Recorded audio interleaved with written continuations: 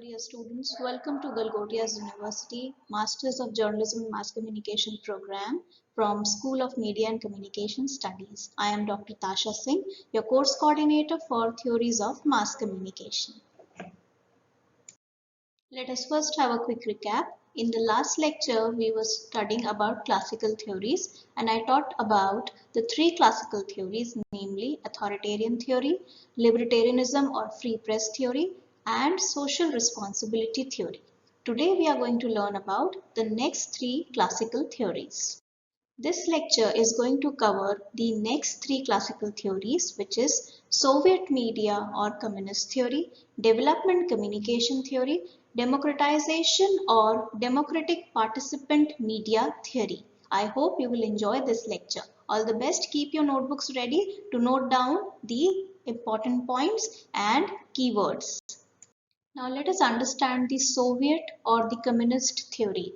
Well, this theory is entirely on the philosophy and the ideology of Karl Marx and Engel, where they actually have proposed that the ideas of the ruling class are the ruling ideas. It means that the ruling class, whoever is ruling, that is, whoever is owning the media, whoever is trying to control the media, is only giving ideas, and even only those ideas are being implemented. So somewhere this was creating a bridge, a digital divide, a divide between the rich and the poor.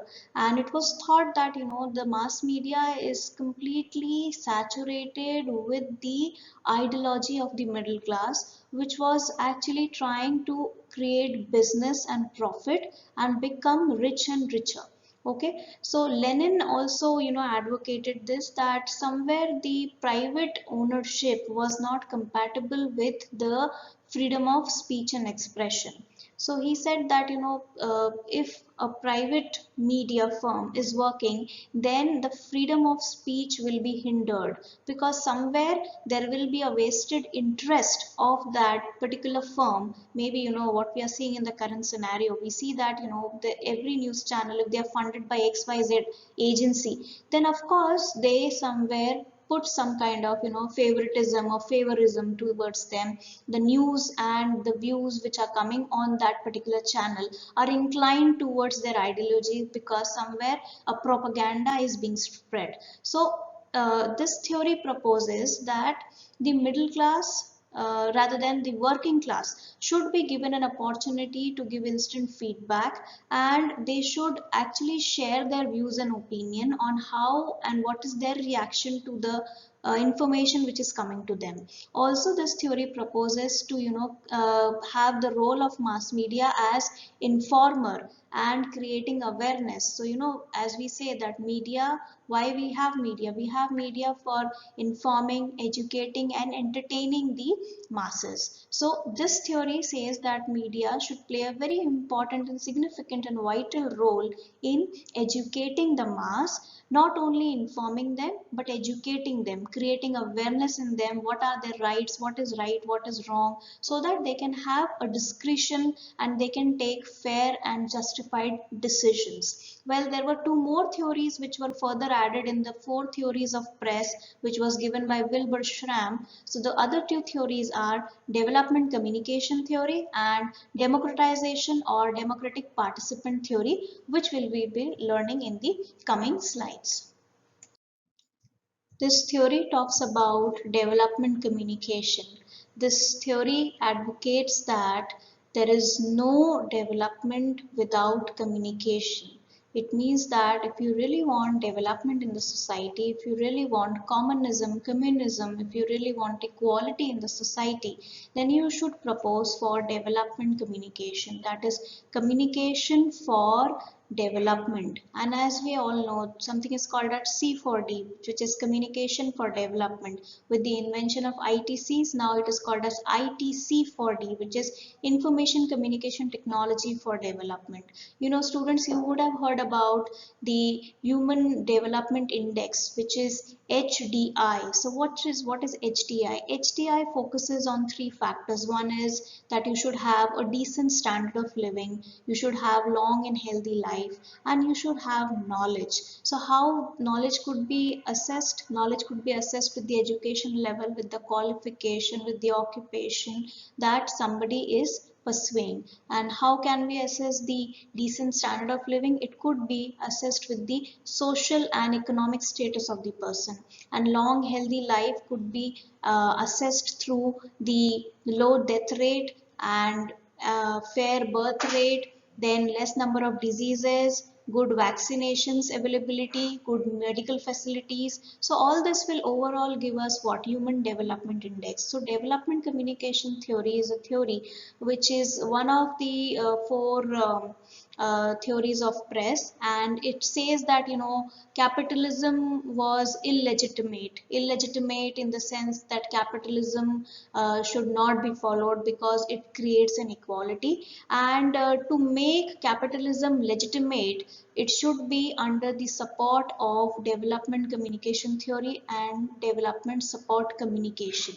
It means that the media should play the role of carrying out the positive development programs, the positive news, the good news, the development, the positive aspects of the society should be also covered and communicated, which creates a positive aura, and altogether there is a positivity developed in the minds of the common men. Also, the media should accept the restrictions and instructions from the state. There should be a sense of restrictions taken by them. They should obey to it, because there is something called as internal security. Like freedom of speech and expression is in article 19(1)(a) as per the Constitution of India, and article 19(2) talks about the salient features of freedom of speech and expression. Now what are the salient features? The salient features, there are 8 salient features which are basically the restrictions given to the freedom of speech and expression. Why do we have given that? So that there should be no incitement of riots, there should be no personal disharmony, there should be no conflict with the states and countries which are friendly, with whom we have friendly relations. There should be nothing which should be trying to cross the official secret act. So all these kind of salient features are there in article 19(2) of the Constitution, which are restrictions on the freedom of speech and expression. So therefore it is expected that media should follow these salient features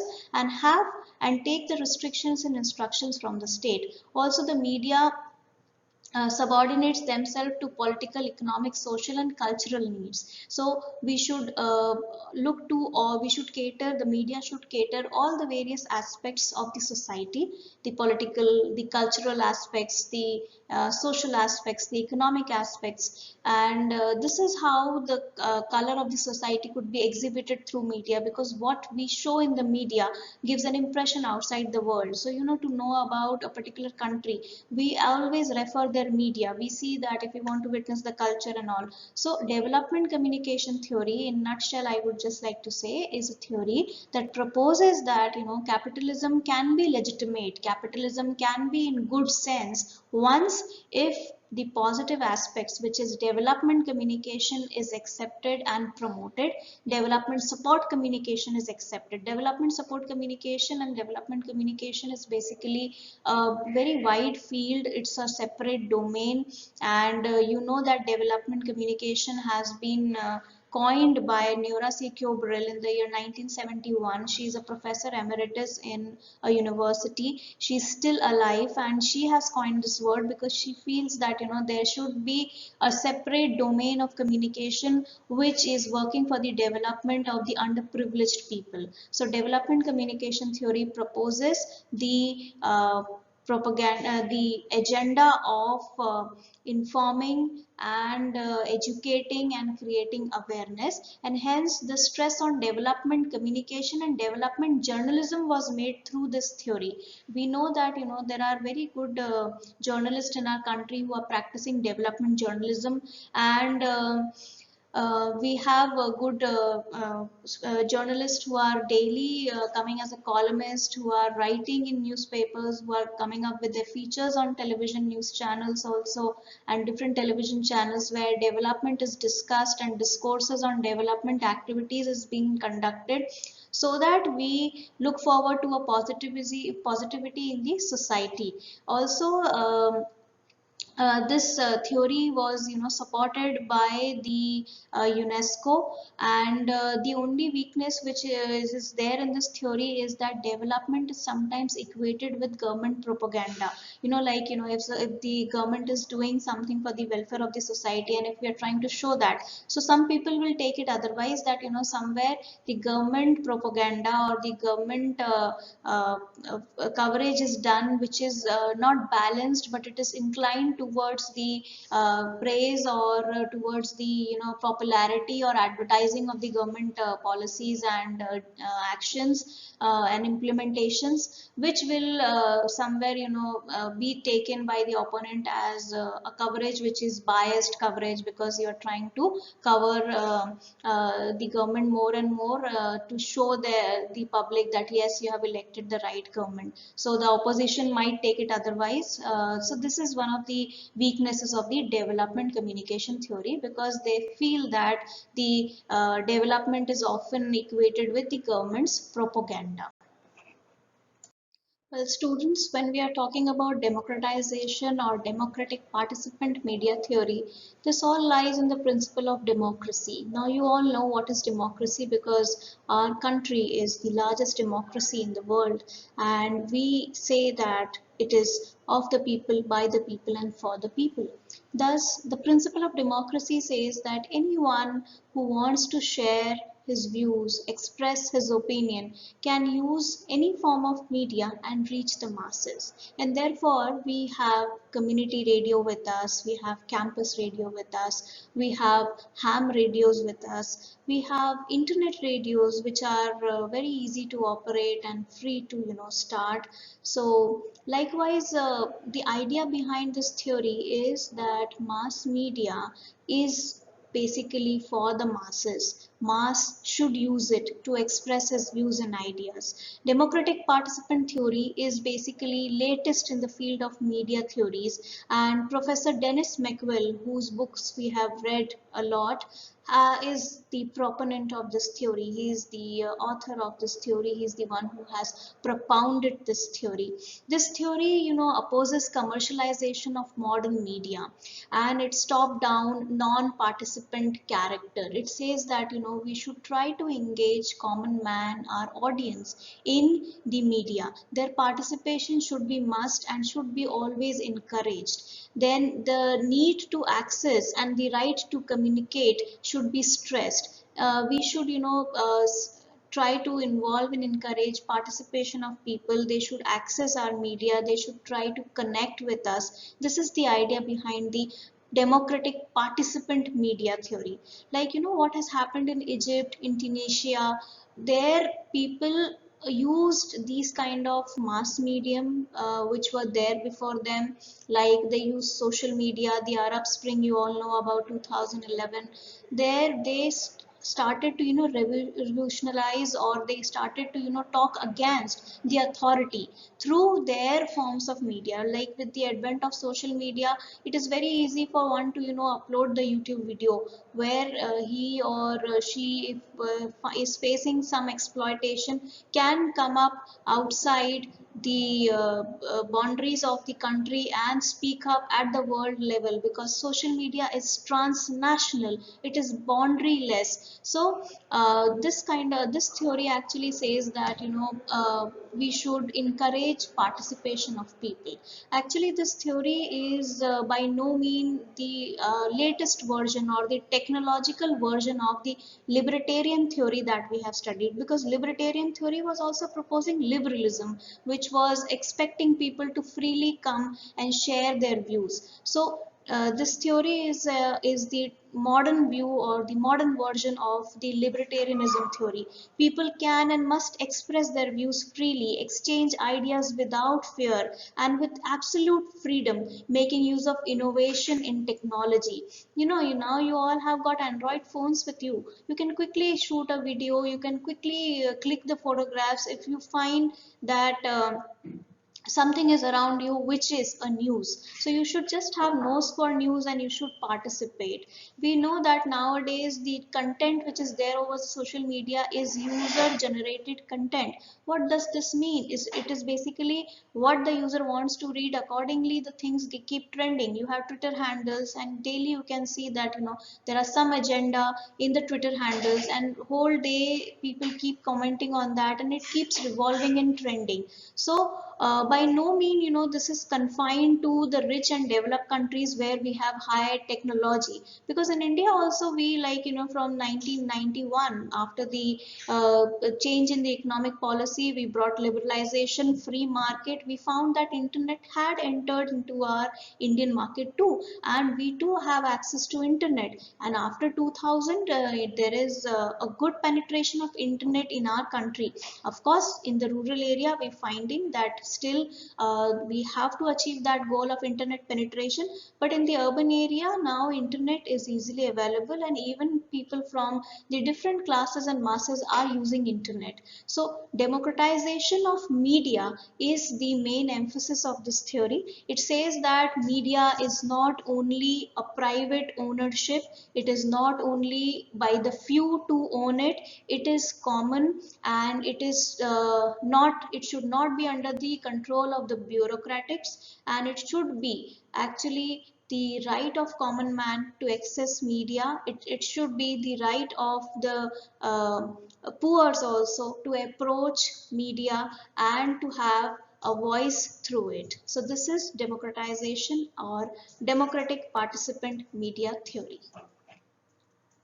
So after reading these last three theories of the classical theory of communication, we could just summarize that there is a fight to uphold the right to freedom of speech and expression, and communication is too important to be, left only to the hands of private manipulators or bureaucrats. Citizens must be, free to express their views and opinions, and media is not only the puppet of the rich and the bureaucrats. We, the common people, also should have the access. We, the common people, should also understand the strength of media and utilize it. Social media is the new media, which is interactive media, where you can get instant feedback, and you can it actually promotes the transactional model of communication that we discussed earlier. You can sometimes become the sender or even the receiver.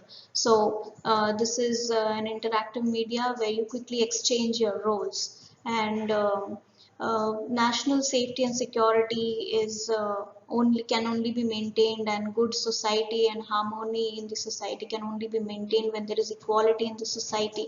Otherwise, if there is a class difference, then that will lead to a lot of crime, that will lead to a lot of theft, that will lead to a lot of degradation of the society, the system of the society, and the ethics and the values will be hurt. So this is how we can summarize the classical theories of communication. I hope you understood it, and I would suggest that you should go for downloading some good books on communication. You can read good authors like Dennis McWill, Wilbur Schramm, and you can read about Karl Marx, his philosophy and theory, to have a better understanding, and intricacies could be understood by you if you follow these good authors, read their books, which are freely available on internet, because this is the time of internet. We are in the information age where there is a revolution. There's a lot of information. Google is there with us to find, not only Google, but we also have Bing search, we have Yahoo. There are various other search engines available for us to find information and keep ourselves more informed and read. So students, here are your questions for practice. You have these three questions to practice. I need elaborate answers for these questions. The first question is, what do you understand by free press theory of communication? Second question is describe the major elements of development communication theory of communication in your own words. And third is that which theory out of these three which are taught in this particular lecture fits the best in the present scenario. I hope you will be able to give me good, original and expressive answers for these questions. Thank you for listening to the lecture. I hope you have understood about the communication theories, classical communication theories. You can write down your feedback to me on tasha.singh at galgotiasuniversity.edu.in, or you can also share your feedback in the class. Plus, you can submit your assignment to me through email or through a hard copy. And thank you. Have a nice day. Wish you a very happy learning.